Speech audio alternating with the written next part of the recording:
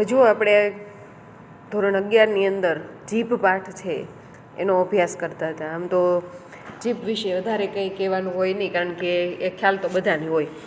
પણ અહીંયા જીભ પાઠ છે એ આપણો હાસ્ય નિબંધ છે, એટલે એમાં હાસ્યજનક વાતો ઘણી બધી તમને સાંભળવા મળે.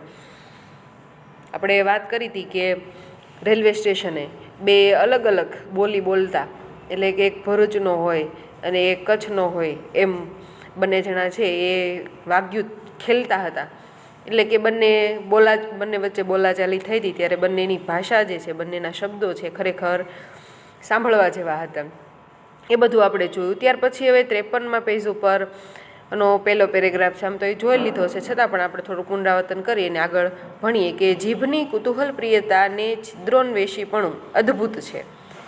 જીભની કુતૂહલ પ્રિયતા, ઘણો બધો અલગ અલગ ઘણા બધા પ્રકારની રસોઈ બનાવી હોય મમ્મીએ, અને ચાખવાનું મન થાય, પણ મમ્મી એમ કે નહીં, ભગવાનને થાળ ધરાવીને પછી ચાખવાનું, તો કુતૂહલ થાય, તમને આશ્ચર્ય થાય કે ભાઈ જલ્દી એ નવીન કંઈક બનાવ્યું છે, ચાખી લઈએ, ખાઈ લઈએ. છિદ્રાન્વેષીપણું અદ્ભુત છે, કે જીભની અંદર ઘણા બધા છિદ્રો આવેલા છે. દાંતના ખૂણે ખૂણામાં એ ફરી વળે છે. એક ઝીણી સરખી કરચ દાંતમાં ગમે ત્યાં સંતાઈને ભરાઈ બેઠી હોય તો તેને શોધી કાઢે ત્યારે એ જંપે છે. ઘણી વખત તમે શેરડી થતા હોય અથવા બીજી કંઈક એવી વસ્તુ જે છે મોઢામાં નાખો અને દાંતના ખૂણે સલવાઈ રહે, તો જીભ જ્યાં સુધી એ દાંતમાંથી કાઢે નહીં ત્યાં સુધી જીભને શાંતિ થતી નથી. એ વિષયમાં પણ એ અબળા વર્ગ સાથે હરીફાઈમાં ઉતરી શકે તેમ છે. કેમ? તો મોંમાં કાતરા પડ્યા હોય કે ચાંદી પડી હોય તો જીભ વારંવાર ત્યાં જ જવાની. એટલે એમ કે મોઢું આવી ગયું છે, જીભમાં ચાંદા પડ્યા છે એની વાત છે. કૂતરા વગેરે પ્રાણીની જીભમાં ઘા રૂઝવવાની શક્તિ છે ને તેથી શરીર પર પડેલા ઘાને જીભ વડે ચાંટ કરે છે, પણ ઉત્ક્રાંતિ ક્રમમાં આગળ વધતા મનુષ્યની જીભમાંથી ઘા રૂઝવવાની શક્તિ જતી રહી છે.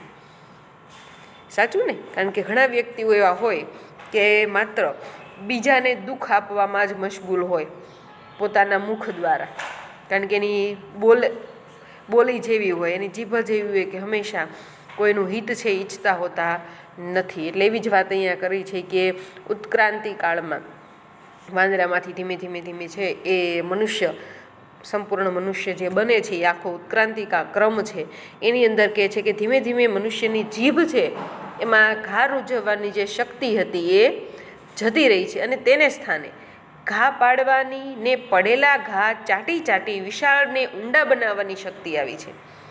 ઘણા એવા હોય કે ઘણાની ઉપર એવું દુઃખ કંઈક આવી પડ્યું હોય તો ખરેખર એ વ્યક્તિ છે એ દુઃખમાં સાંત્વના આપવાને બદલે એના ઘા છે ધીમે ધીમે છે મોટા થતા જાય અને વિશાળ સ્વરૂપ ધારણ કરે એવું કરતા હોય છે. એવી વાત છે અહીંયા કરવામાં આવી છે. આમ તો જીભ ભીંજાઈ જવી એવો તમને એક રૂઢિપ્રયોગ પણ પૂછાય તો જીભ ભીંજાઈ જવીનો અર્થ થાય છે મોહાઈ જવું, મોહ પામવું. વાક્ય પ્રયોગ કરો તો એમ થાય કે નજર સામે કરોડો રૂપિયાની નોટો જોઈ ચોરની જીભ શું થઈ? ભીંજાઈ ગઈ. ત્યાર પછી આપણે જોઈએ છીએ કે બીજા પ્રાણીઓ કરતાં મનુષ્યનું શ્રેષ્ઠત્વ તથા વિશિષ્ટત્વ એની જીભને લીધે જ છે.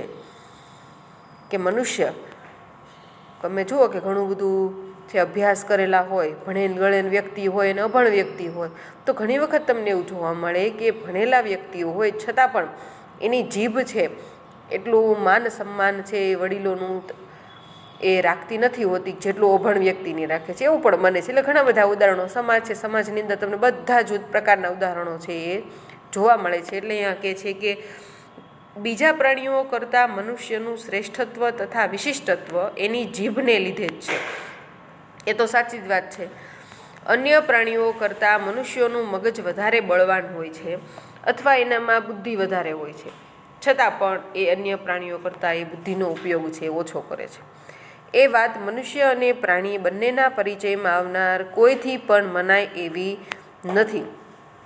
મનુષ્ય કરતાં આંખની બાબતમાં બિલાડી, હાથની બાબતમાં ગોરીલો, નાકની બાબતમાં કૂતરો, પેટની બાબતમાં વરુ ને પગની બાબતમાં ગધેડો વધારે બળવાન છે, કારણ કે ભગવાને એને એક વિશિષ્ટ શક્તિ આપેલી છે, એ તો જાણીતું છે.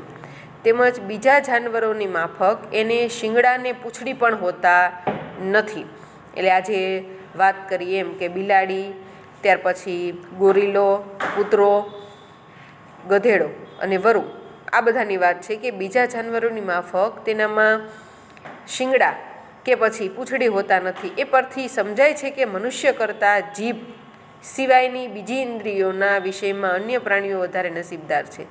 આપણી જીભ છે એની પાસે પણ તમે જુઓ કે શિંગડા કે કાંઈ પણ જાતનું સાધન એની પાસે નથી, છતાં પણ આપણી જીભ જે છે એ રહેશે છુપાઈને કાર્ય મોટા મોટા કરે છે. જીભ દ્વારા જ માનવી છે એ ચડે અને પડે છે બીજાની નજરમાં. એટલે એ કહે છે કે ઇન્દ્રિયોના વિષયમાં અન્ય પ્રાણીઓ વધારે નસીબદાર છે. મનુષ્યનો ખરેખરો વિકાસ જીભના વિષયમાં થયો છે, કારણ કે જીભ જે છે બધાની પાસે, પશુઓ, પક્ષીઓ, પ્રાણીઓ બધાની પાસે છે, પણ એનો ઉપયોગ છે માત્ર માણસ કરે છે. પરંતુ ખરેખરો અહીંયા કહે છે કે સાચો ઉપયોગ છે એ હજી ઘણા બધા માણસો જીભનો કરતા નથી. અમુક ટકા જે સાચી રીતે જીભનો ઉપયોગ કરે છે, બાકી બધા જ પોતાની બોલી દ્વારા, પોતાના વ્યવહાર દ્વારા ખરેખર એ જીભનો દુરુપયોગ કરે છે, બીજાને નુકસાન પહોંચાડે છે. ત્યાર પછી અહીંયા છે કે મનુષ્યનો ખરેખરો વિકાસ જીભના વિષયમાં થયો છે. કીડી, મંકોડા, વંદા આદિને જીભ હોતી જ નથી. સુખ દુઃખના ધ્વનિ પણ એનાથી કાઢી શકાતા નથી. અવાજ પણ, કે પોતે પગ નીચે ચગદાઈ ગયા હોય તો અવાજ પણ કાઢી શકતા નથી. બિલાડા, કૂતરા આદિ પશુઓને જીભ હોય છે, પણ તે માત્ર અમુક પ્રકારના ધ્વનિ કાઢી શકે છે. ધ્વનિ એટલે કે અવાજ. એથી ઉચ્ચ પ્રકારના પ્રાણીઓ જીભ વડે વિવિધ પ્રકારના ધ્વનિનું ઉચ્ચારણ કરી શકે છે. ઘણા પ્રાણીઓ હોય કે મુખ દ્વારા પાણી પીતા હોય, ઘણા જીભ દ્વારા પાણી પીતા હોય. આવું બધું તમે પ્રાઇમરીની અંદર ભણી ગયા હશો. કે છે કે બિલાડા, કૂતરા આદિ વગેરે પશુઓને જીભ હોય છે, છતાં પણ તેઓ અમુક પ્રકારનો અવાજ છે એ જ જીભ દ્વારા એ અવાજ ઉચ્ચારણ છે એ કરી શકે છે. પોપટ વગેરે પક્ષીઓ કંઈક માણસના અવાજને મળતો આવે એવો પ્રકારનો ધ્વનિ કાઢી શકે છે. જોયો હશે તમે એવા ટીવીની અંદર કે કોઈના ઘરે પોપટ હોય તો તમે જેવું બોલો એવું તમારી સામો એ બોલે. એટલે કે છે પોપટ જેવા ઘણા પક્ષીઓ છે જે માણસના અવાજને મળતો અવાજ છે એ કાઢી શકે છે. પરંતુ એક મનુષ્ય જેવું પ્રાણી છે જે જીભ વડે કોઈ પણ પ્રકારનો ધ્વનિ કાઢી શકે છે, કોઈ પણ પ્રકારનો અવાજ કાઢી શકે. પછી પશુઓનો હોય, પક્ષીઓનો હોય, ગમે તેનો અવાજ છે એ મિમિક્રી કરી શકે છે. ટૂંકમાં મિમિક્રી એટલે કોઈનો નકલ કરવી. પશુ પક્ષીઓ તેમ કરી શકતા નથી, માટે જ મનુષ્ય પશુ પંખી કરતાં શ્રેષ્ઠ ગણાય છે. એક મનુષ્ય બીજા મનુષ્યને કૂતરા, ગધો, સુવર, હેવાન વગેરે કહી શકે છે. જાનવરો એકબીજાને માણસ, આદમી, ઇન્સાન વગેરે કહીને ગાળ આપી શકતા નથી. કે મનુષ્ય બીજા મનુષ્યથી ગુસ્સે થયો હોય તો એને એવા પ્રાણીઓ કે પક્ષીઓના નામ આપી અને અપશબ્દો બોલી શકે છે. પરંતુ પક્ષીઓ કે પ્રાણીઓ એકબીજાથી ગુસ્સે થયા હોય તો માણસ, મનુષ્ય એવા બધા અપશબ્દો આપી અને એને બોલાવી શકતા હોતા નથી.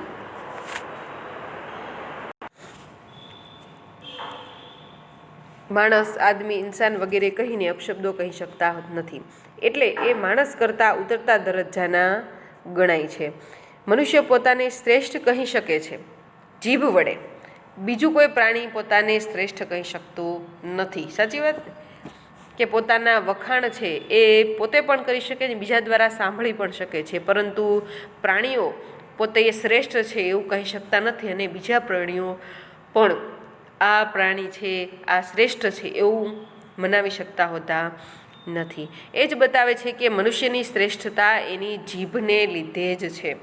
જીભ મોઢામાં હોય પરંતુ એ બોલી શકવાની ક્ષમતા ન હોય તો ખરેખર એ મનુષ્યને એને પ્રાણી ગણવા જોઈએ. એટલે એ વાત અહીંયા કરવામાં આવી છે કે મનુષ્ય છે એની શ્રેષ્ઠતા એના જીભને લીધે જ છે. તો હંમેશા આપણી જીભ જે છે ભલે છુપાઈને રહે પણ જીભ વડે એવું જ બોલવું જોઈએ કે ખરેખર બીજા લોકોને ગમે. અને ઘણી વખત એવું નથી કે હંમેશા ગમતું જ બોલવું જોઈએ, એ પણ સારી વાત નથી. એને તમે તમારી ભાષામાં જે કહેતા હોય એ, પરંતુ જીભ વડે હંમેશા આપણે સાચું સંસ્કારી ભાષાની અંદર બોલવું જોઈએ. સમયને સંજોગોને અનુકૂળ થઈ જવાની જીભની શક્તિ પણ સ્ત્રીના જેટલી જ છે. સમય અને સંજોગોને અનુકૂળ થઈ જવાની. જો ખૂબ સરસ આની અંદર એક ઉદાહરણ પણ તમને મજા આવે એવું આપવામાં આવેલું છે કે સમય અને સંજોગોને અનુકૂળ થઈ જવાની જીભની શક્તિ પણ સ્ત્રીના જેટલી જ છે. ઘણી વખત તમે જો ઘણી જગ્યાએ એવી જગ્યાએ ગયા હોય તો કંઈક એવું બને તમારાથી બોલાઈ જતું હોય, પરંતુ જીભ દ્વારા તમે તમારું વાક્ય છે પાછું વાળી લ્યો છો, બીજી વાતો એ ચડાવી દો. ઘણી વખત કે ખોટું બોલાઈ ગયું હોય, કાં કંઈક એવું વર્તન તમારી ભાષામાં થઈ ગયું હોય, વડીલો બેઠા હોય ને, તો તમારી ભાષા છે એ બદલી શકો છો. આપણે વાત કરતા હતા કે જીભ છે એની પાસે એવી શક્તિ છે કે જે સમય અને સંજોગો બંનેને અનુકૂળ થઈ જતી હોય છે. ઘણી વખત જુઓ તમે, ખૂબ ખુશ હોય ને એવી ખુશીઓની જ વાતો શરૂ હોય અને ક્યાંક કોઈક એવું આપત્તિજનક વાક્ય બોલી ઉઠે તો બધા શાંત થઈ જતા હોય છે અચાનક, ઇન્ની સેકન્ડે જ. એટલા માટે જે કહે છે કે જીભની પાસે એવી શક્તિ છે કે સમય અને સંજોગોને અનુકૂળ થઈ જાય છે. ઘણી વખત તમે એવું પણ બને કે તમે બધા લગ્નમાં કે કંઈક એવા જગ્યાએ ભેગા થયા હોય, બધા ભાઈબંધ દોસ્તારને બધા, પણ એમાંથી એક બે એવા હોય કે જે ખરેખર એની વિશે તમે ખૂબ ટીખણ એવું કરો તેને ગમતું ન હોય, તો એ જ્યારે દૂર હોય ત્યારે તમે એની ટીખણ એવું કરતા હોય, પરંતુ જ્યારે એ નજીક આવીને પૂછે કે મારી જ વાત કરતા તે તમે બધા એમ કહો ના ના તમારી વાત નહોતા કરતા, એ તો અમસ્તા જ બીજી વાતો કરતા. એટલે આ જીભની પાસે એવી શક્તિ છે જે સંજોગોને અનુકૂળ થઈ જાય છે. એવી જ વાત અહીંયા છે, જુઓ તમે, કે પિતાના ઘરના વાતાવરણ કરતાં તદ્દન ભિન્ન પ્રકારના વાતાવરણમાં આવેલી નવોઢા એટલે નવી પરિણીત સ્ત્રી. આ તમને શબ્દ સો માટે એક શબ્દમાં પણ પૂછાઈ શકે છે. નવોઢા એટલે નવી પરિણીત સ્ત્રી નવીન પરિસ્થિતિને અનુકૂળ થઈ જઈ જાણે એ જ વાતાવરણમાં નાનપણથી ઉછરી હોય તેમ વર્તવા માંડે છે. તે જ પ્રમાણે જીભ પણ સંજોગો બદલાતા તરત તેને અનુકૂળ થઈ જાય છે. ઉદાહરણ કેવું સરસ આપ્યું છે અહીંયા, જો કે જેમ નવપરિણીત સ્ત્રી જે છે એ લગ્ન પછી નવા વાતાવરણમાં જાણે કે નાનપણથી ઉછર્યું હોય તેમ વર્તવા માંડે છે, એ સંજોગોને અનુકૂળ થઈ જાય છે, તેમ જીભ પણ સંજોગો બદલાતા તરત તેને અનુકૂળ થઈ જાય છે. સુધારકો પર તીવ્ર બાણ વર્ષાવતી જીભ સંજોગોમાં ફેરફાર થતાં તરત જ સુધારકોની પ્રશંસા કરવા માંડી પડે છે. આવું તમે એકની જગ્યાએ જોયું છે કે સુધારકોની વાત છે, પણ રાજકારણીઓને બધાની વાત અહીંયા આવી છે કે ઘણી વખત એની ઉપર તીવ્ર બાણ વર્ષાવતી. તીવ્ર બાણ એટલે કે તીર બાણ છોડવાનું નથી, પરંતુ જીભ દ્વારા જે કટાક્ષ થતા હોય છે એની વાત અહીંયા છે કે એમાં પછી સંજોગોમાં ફેરફાર થતાં પાછા એની પ્રશંસા પણ કરવામાં લાગી પડે છે. ઘરને ખૂણે ઉપરી અમલદારની સખત ઝાટકણી કાઢતી જીભ એ અમલદારના સાનિધ્યમાં એના ગુણગાન ગાવા માંડી પડે છે. ઘરના ખૂણે ઉપરી અમલદારની સખત ઝાટકણી કાઢતી જીભ. એ ઘરે તમે હોય ત્યારે કહેતા હોય કે બેંકનું કામ થતું નથી, અથવા કોઈ પણ ઓફિસ હોય એનું કાર્ય થતું નથી, તો ઘરે ઘણું બધું તમે કહેતા હોય ત્યાં જઈને આમ કરીશ ને આમ બાંધીશ ને આમ કરીશ ને બધું. પરંતુ જ્યારે તમે ત્યાં જાઓ અને જો એવું તમને વાતાવરણ કંઈ જોવા ન મળે, તમારું કામ પતી જાય શાંતિથી, તો એ જ અમલદારના તમે ગુણગાન ગાતા હોય છો. એટલે એવી બધી વાત છે અહીંયા કરવામાં આવી છે. ત્યાર પછી છે, એક ગાડીવાળાએ એક નાના છોકરાને કંઈક વાંકસર તમાચો માર્યો, એટલે થપાટ મારી, તમાચો માર્યો. ત્યાર પછી જુઓ, ત્યાર પછી કહે છે કે છોકરો રડતો રડતો પોતાના પિતા પાસે ગયો. એક ગાડીવાળાએ એક નાના છોકરાને કંઈક વાંકસર તમાચો માર્યો. છોકરો રડતો રડતો પોતાના પિતા પાસે ગયો. એનો પિતા છે ઉશ્કેરાઈ ગયો, ગુસ્સે ખૂબ ચડી ગયો. કોણે માર્યો મારા છોકરાને? એની છાલ ઉખેડી નાખું, જોઉં તો ખરો, મારા છોકરાને આંગળી અડાડવાની હિંમત કોણે કરી? એમ બોલતો એ છોકરાને લઈને આગળ આવ્યો. છોકરાએ ગાડીવાળાને બતાવી કહ્યું, આણે માર્યો. 6 ફૂટ ઊંચા ને 200 રતલ વજનવાળા ગાડીવાળાએ આગળ આવી કહ્યું, હા મેં માર્યો, શું છે? કહીને બાંય ચઢાવવા માંડી. 6 ફૂટ ઊંચા ને 200 રતલ વજનવાળા, એટલે કે ઓલા બોડી બિલ્ડર હોય ને એવો હતો. એણે આવીને બાંય ચડાવીને કીધું, હા મેં માર્યો, શું છે?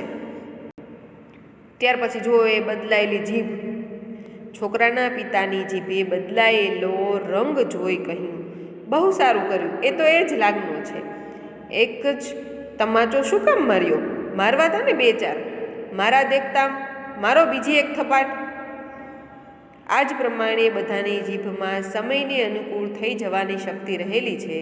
જેનામાં એક શક્તિ જેટલી વધારે વિકસિત તેટલો એ વધારે પ્રતિષ્ઠા સંપન્ન, સમજૂને શાણો ગણાય છે. અત્યારના સમયમાં એવા જ વ્યક્તિઓની ખરેખર પ્રશંસા થતી હોય છે જેને સમય સંજોગો અનુસાર વર્તન કરવાની શક્તિ મળેલી હોય.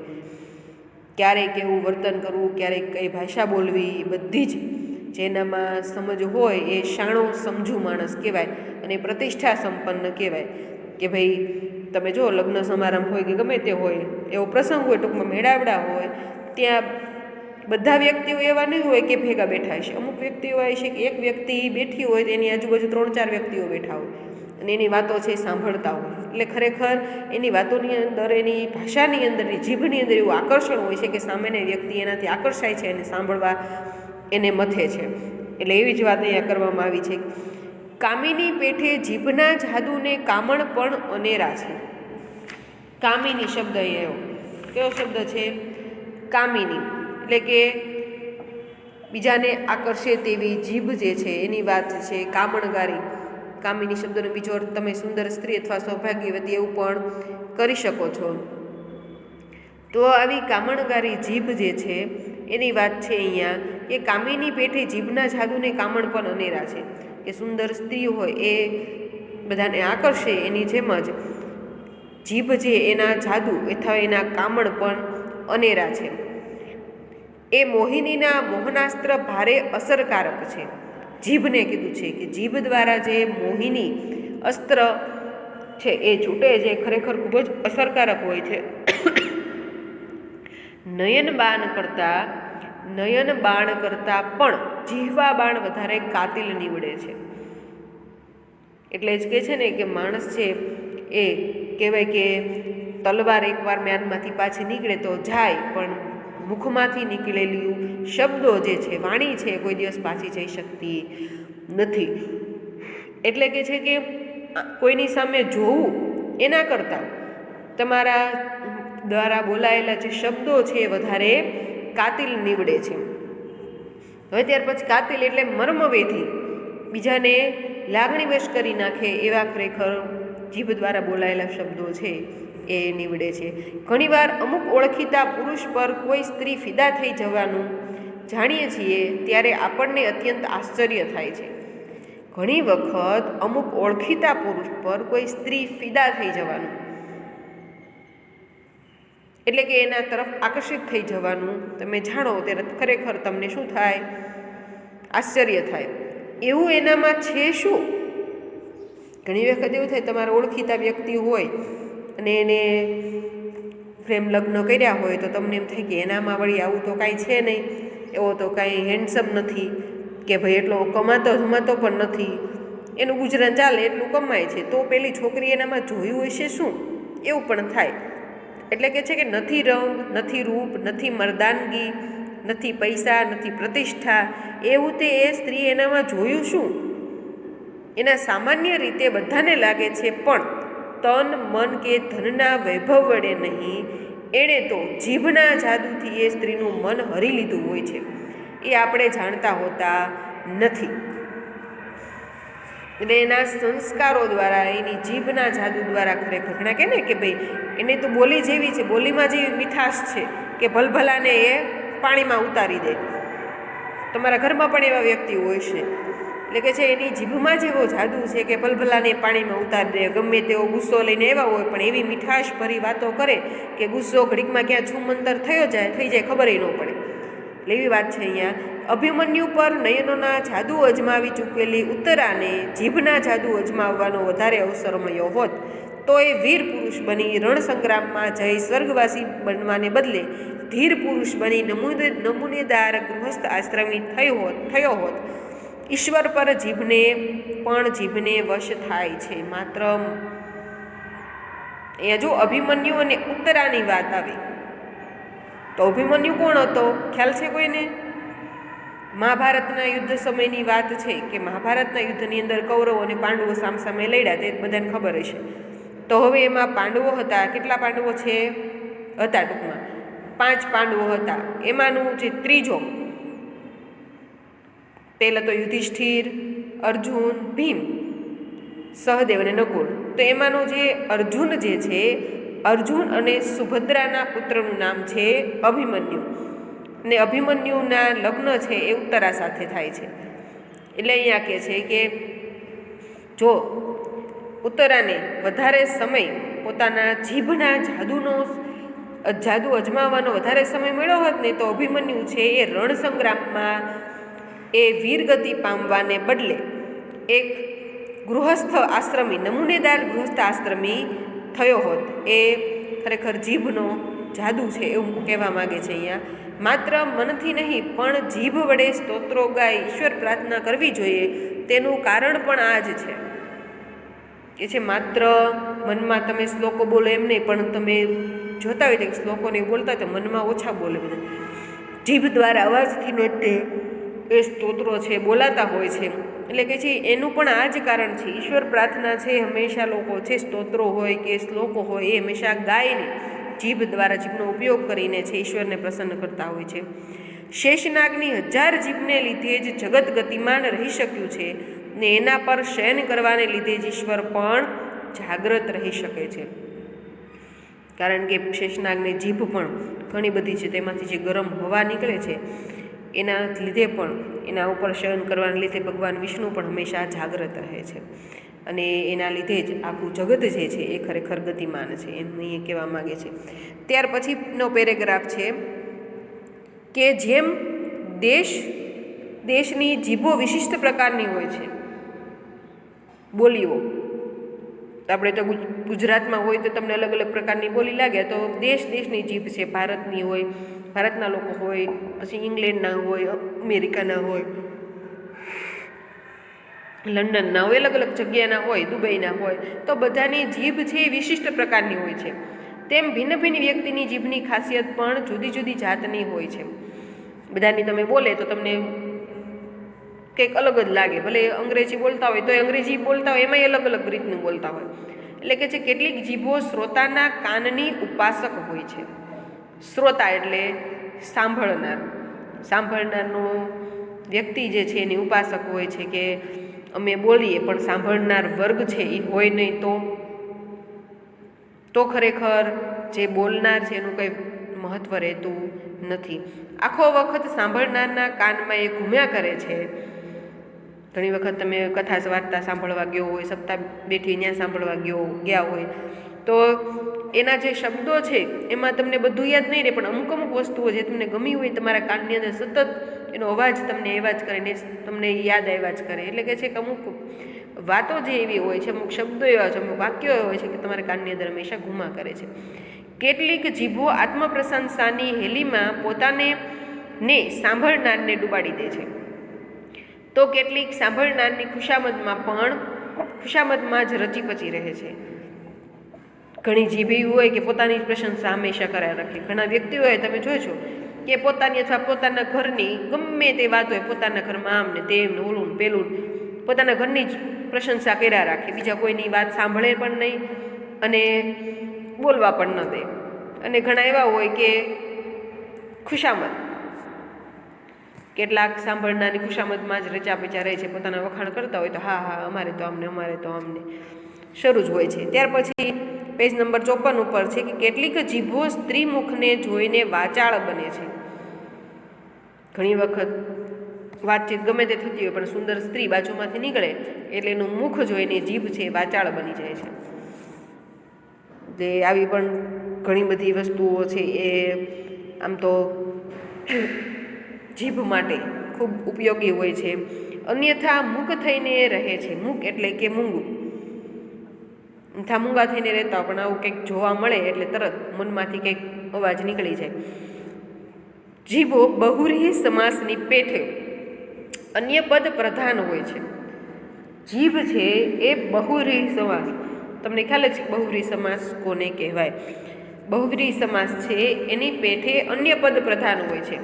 એટલે કે જેના વિશે કહેવાયું છે તે. આપણે બહુવ્રીહી સમાસની વ્યાખ્યા એવી કરીએ છીએ કે ચક્રધારી. તો ચક્રધારીનો અર્થ શું થાય? ભગવાન વિષ્ણુ થાય. પણ ચક્રધારી એટલે ચક્ર જેના હાથમાં છે તે, એટલે કે બહુવ્રીહી સમાસ. એટલે કે છે બહુવ્રીહી સમાસની અંદર અન્ય પદ પ્રધાન હોય છે, બીજાના જ મનના વિચારની વાહક બને છે. કેટલીક જીભો કાતરનું કામ કરે છે અને કેટલીક સોયની ગરજ સારે છે. કેટલીક નેતરની સોટીનો ખ્યાલ આપે છે કે જીભ દ્વારા જ. ખરેખર એના શબ્દો જેવા હોય છે કે નેતરની સોટી જેવા પડે એટલે એમ થાય કે અવાજ ન આવે, પરંતુ ખરેખરની મનની અંદર ઊંડા ઘા આપી જતી હોય છે. અને કેટલીક સોયની ગરજ પણ સારે છે, એટલે કે સાંધે છે. ઘણી બધી એવો માહોલ બન્યો હોય ઘણીવાર, તો એ સોયની જેમ એ એની લાગણીઓ દુભાઈ હોય તો એને સાંધવાનું કામ પણ કરે છે. કેટલીક જીભો હંમેશા કાતરનું કામ કરે, કે એકબીજાની હંમેશા કાપવાની જ વાતો હોય, નિંદા કરવાની જ વાતો હોય. એની પાસે કોઈ દિવસ તમને બીજાના કે પોતાના સુખની વાતો સાંભળવા જ ન મળે.